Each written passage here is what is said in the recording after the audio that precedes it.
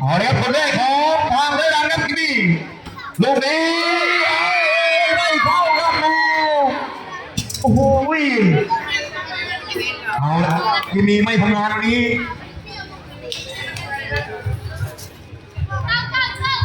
แต่เข้าไม่ครับของซันนี่ซิตี้ถ้าเข้าดีชนะเลยนะครับโอ้โห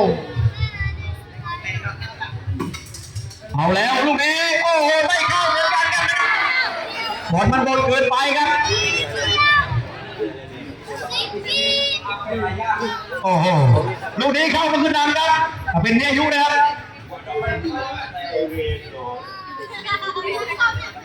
จะทำให้ทีมขึ้นนำได้หรือไม่ครับของร้อยรังครับเนี่ยยุ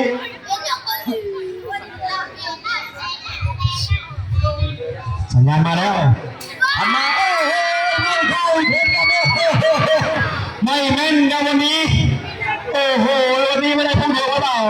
สาลิกครับแต่ยิงครับถ้าเข้าชนะเลยมาดูว่าจะทำให้ทีมชนะหรือไม่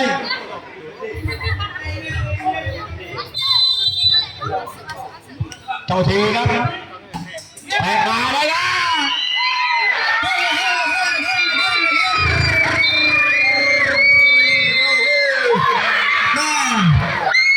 ก็ถือเข้ารอบต่อไปครับซาริซิตี้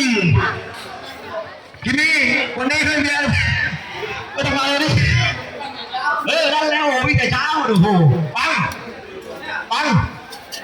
อาเจนอ่ะเฮ้ย